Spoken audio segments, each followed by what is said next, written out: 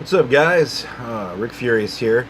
Been a little while since I've done a video and over some events that have happened, throughout the last few weeks.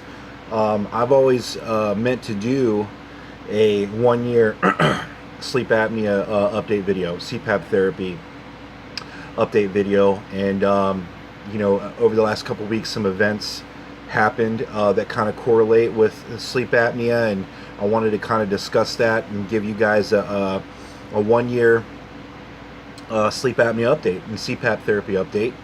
I think it's been a little bit more than a year, but we'll just go with a year. So my 1 year of CPAP therapy has been 100% successful in helping me manage and treat my sleep apnea.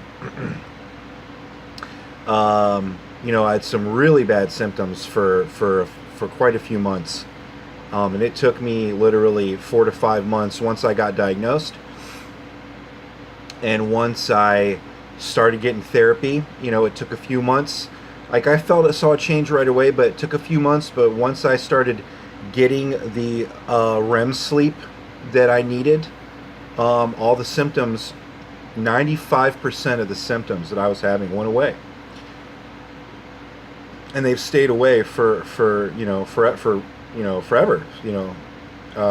Since I've started, not really come back. As I spoke in the previous videos, my symptoms were getting severe. I was chronic fatigue, multiple energy issues, heart rhythm issues. It was directly affecting my cardiovascular system, and basically that translates to when you don't sleep, whether it's from sleep apnea, insomnia, sleeping problems, anxiety issues, whatever problems that you have that causes you to not sleep and then not get REM sleep, your body will begin to break down, and eventually you could die from not sleeping. Sleeping is a vital part of everyday life, every day, and every night, and you need it. It's as essential as water. It's as essential as food. And when you don't get it, your body starts to die. So sleep apnea, is an obstruction. Again, there's two different kinds. I've went into in depth in the previous videos, but there's central sleep apnea and obstructive sleep apnea. Obstructive sleep apnea is when your tongue relaxes against your airway right in here, and it closes off at night and stops you from breathing, and your body has to wake you back up to breathe in order to get a day's rest or a night's rest. So it is essential to make sure that you're breathing, and that's where snoring comes in. And there's people that snore, don't really have sleep apnea, but they snore. Even snoring is an obstruction, because the inside of your nose, through your throat, your flesh and tissue in there is flapping against the walls per se, and it's stopping, it's stopping you from getting a full breath of air.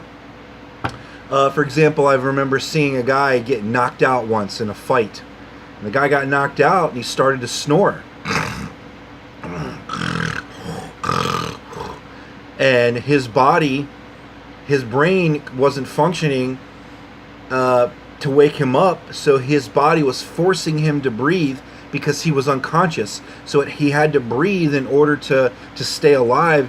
And the obstruction in there, I don't think it was in sleep apnea, but it was the snoring, it was forcing the air. Some people snore, some people don't. Some people have sleep apnea, some people don't. So lots of sleep apnea can be caused by being severely overweight. Some of it can be caused by anatomy and just having inflammation. A GERD, acid reflux, can cause it. There's many different things. I go over that in previous videos. You're more than welcome to watch them. I don't really want to elaborate too much on that because I have in my previous videos, but I want to say that my 1 year sleep apnea therapy and or CPAP therapy and sleep apnea treatment has been successful. If you have sleep apnea, you must get on CPAP. You must treat it in order to function properly. However that is, there's lots of ways to treat it out there. There's different machines you can use. There's tons of masks. There's dozens of different styles of masks.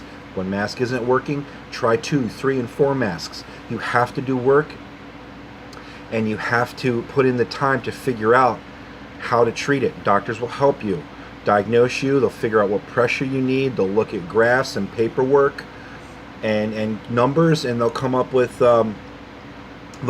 ways to help you. And you know, I can, you know, in the future I can kind of go with what I use, but just as a you know, a quick visual, I use ResMed AirSense 10, and I use a nasal mask that goes over my nose. Goes over my nose. Straps go around here at night, and then a hose goes to the CPAP. I wear it every night, and that's my treatment, and that works. I don't like the full face mask. It's cumbersome, and I've been using the nasal mask since I started, and that's worked for me, and I'm not going to change it. So I wanted to talk quickly about a couple events that's happened over the last few weeks that is associated with sleep apnea, and just some information and some for you guys to think about. One is that made me think was I keep up with a bodybuilder that has recently passed away called Piana, and it's just, you know, just some things I'm into. You know, just a quick side note, I've been working out a lot lately. Over the last 3 months, I work out 5 days a week. CPAP therapy and sleep apnea treatment has helped me be able to go and work out, get my cardiovascular system strong, and I do 1 hour workouts 5 days a week. I lift weights. I'm able to do it without any problems, and I'm getting bigger and stronger. And I'm so thankful that CPAP therapy has helped me be able to get back to working out. Working out is essential to being healthy. You have to strengthen your cardiovascular system if you have sleep apnea. You must. Sleep apnea directly targets the cardiovascular system in people. It's one of the causes. There's a lot of causes, there's a lot of symptoms, but one of them is it targets the heart, because your heart needs oxygen in order to function. Body needs oxygen, and when you have sleep apnea, you take away oxygen at night from your heart, and your heart has to work harder, and it stresses your heart out. And over time, you can have a heart attack, a stroke, you can weaken your heart disease, it goes on and so forth. So you must strengthen your heart if you have sleep apnea. You must. It's good to work out anyway. It's good to be healthy anyway and work, but do cardio, lift some weights, get your heart pumping, get your heart working and working that muscle so it's able to fight off the apneas when they come, because CPAP therapy helps 100%, but it doesn't get every single one. Sometimes I have to wake myself up at night because I stopped breathing even with the mask on, and those are what I call the night panics that I have once in a while. I still get them. You know, once every couple of weeks, 2-3 times a month, I will wake up, my heart's pounding, I have a feeling of impending doom, feels like I'm going to have a heart attack. You know, it feels just nervousness, and just this big nervous feeling comes over. And when I start to breathe and I'm awake, about a minute, 2, sometimes maybe a little bit more, the oxygen gets back to my body, the oxygen gets back to my heart, and I feel better. And I don't feel that impending doom feeling anymore after a few minutes. I had an apnea. I had an apnea that the CPAP machine was not able to stop. I stopped the breathing, and my body woke me up, and it went into a panic because it was probably for you know, a good minute. It could be more, but your body has to wake you up in order for you not to die. I mean, the reality is that if your body doesn't wake you up, you could die, suffocate and die. So there's a lot of correlation between, I think, heart attacks, dying in your sleep, having a heart attack in your sleep. I think there is a Very, very big correlation with sleep apnea, stop breathing in your sleep, and it happening that way. Listen, we're all in this together. No one gets out alive. So that's not to scare anybody, but the reality is you have to pay attention to that. And that's fine. So I follow this bodybuilder called Piana. I can put a link in the description of his YouTube channel. And he recently passed away of, I think it was a heart attack. And you know, big bodybuilder, did a lot of steroids, abused his body, overdid it. I mean, you can watch him. I mean, you know, it's cool that he was famous. It's cool that he was rich. It's cool that he was huge and a big bodybuilder, things like that. But you could tell if you pay attention to his life and his videos, you know, that he overdid it. And when you overdo it, man, you're not going to make it past 50. You're just not. Especially how he overdid it. And, you know, I'm not going to get into that really in depth. You can just, I'll leave a link in the description to Piana, and you can discover and just kind of learn yourself. But when he died, a few weeks after he died, his girlfriend put out a video. And I'm going to put that video in the link in the description as well. I want you to watch that video and watch it towards the end. Maybe I'll put the time in when she actually talks about it. I think it's 5, 6 minutes, 10 minutes long, something like that. But it's important to watch that video to hear what she says towards the end. That correlates directly with sleep apnea. So she was cutting his hair in the bathroom, and Rich leaned forward, bumped his head against the window, or the mirror, and then leaned back with his eyes rolled in the back of his head, and this is what she said, and he fell to the ground. I guess bumped his head. And she stated that when he did that, that he was snorting and snarling, and that she had mentioned, hey, he does that in his sleep, and she was trying to remember what it was. She goes, oh yes, sleep apnea. He has sleep apnea. And she said something about that she has to turn him on his side when they were in bed in order to get him to stop. Which is one way that you can reduce the apneas, is when you sleep on your side. Does it stop all of them? No. I've had apneas laying on my side as well. But she mentioned sleep apnea in the video. This man passed away at 47 years old, 46 or 47, and upon his elaborate overindulgence lifestyle, he had sleep apnea. And I guarantee you that 100% that was a factor in him having a heart attack or passing away early in his life. Because not only did he overindulge, not only did he take a lot of steroids, not only did he was huge and his heart just couldn't handle pumping all that blood to that massive body, but his heart was stressing out every night by having sleep apnea. Okay? That's it. I know that was a factor. It has to be, from all the research I've done on it. So it's something to think about when you see and hear examples like that, where people say anything. Hey, buddy. I will in just a little bit, okay? Love you. I'll be right out there, okay? Love you. You want to come say hi to the viewers? Yeah. Say hello. Hello. This is my son, Ricky. I love him very, very much. Okay, going out there. Daddy's making a video, okay? I'll be out there in a minute. That is my son. I knew he was going to come in here, but I wanted to do this video because I've been wanting to do it for a while, and I just want to get it done. So, that's one example. And the second example I wanted to talk about over the last few weeks is the Hurricane Irma that came through Florida. That's where I live. I live in Florida. I live in Tampa.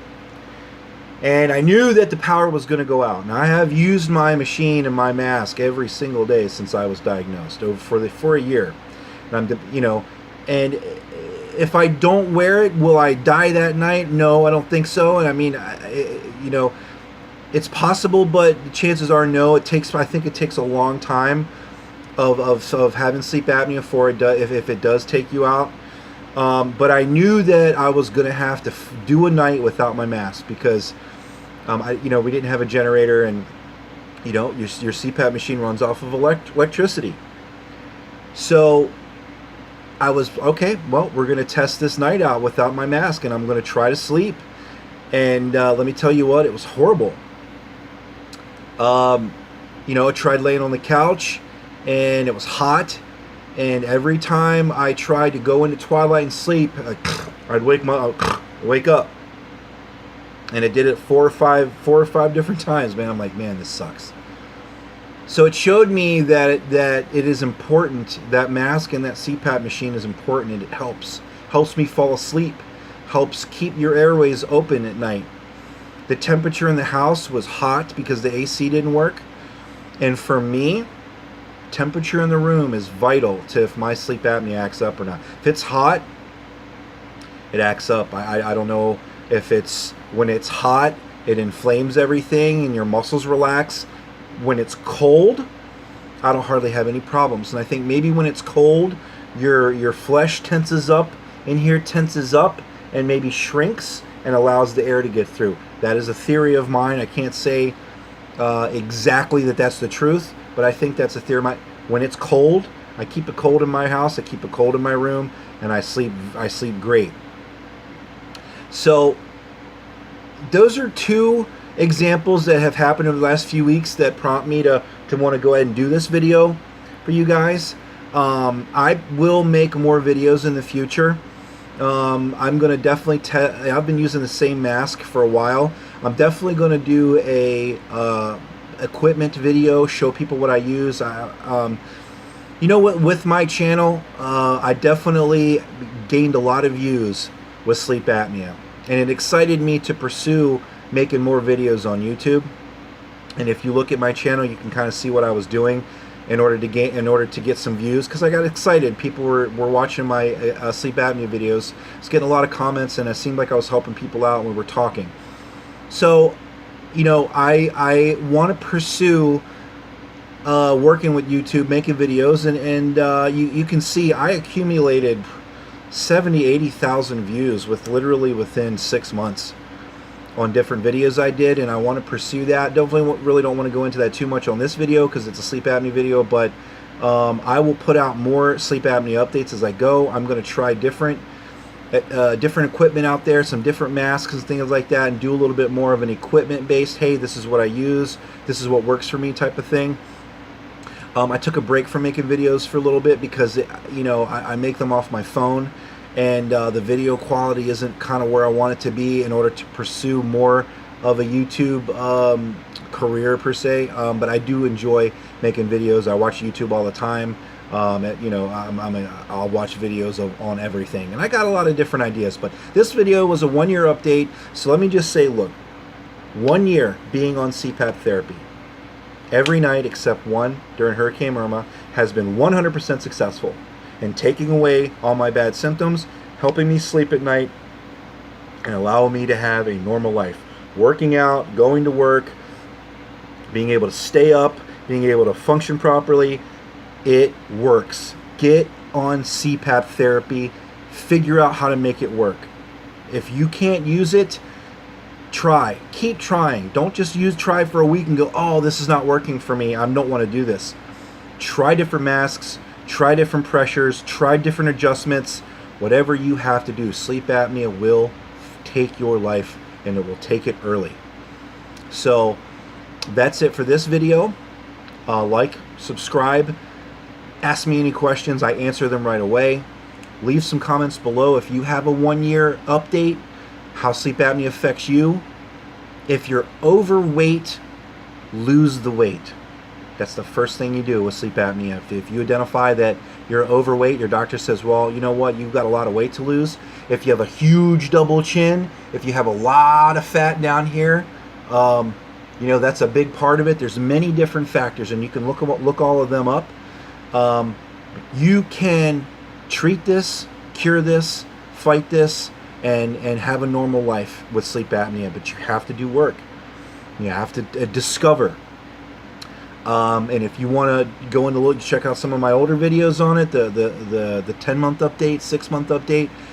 I go into stuff in depth there too. So good luck on your sleep apnea journey. And Godspeed, and I'll see you in the next video.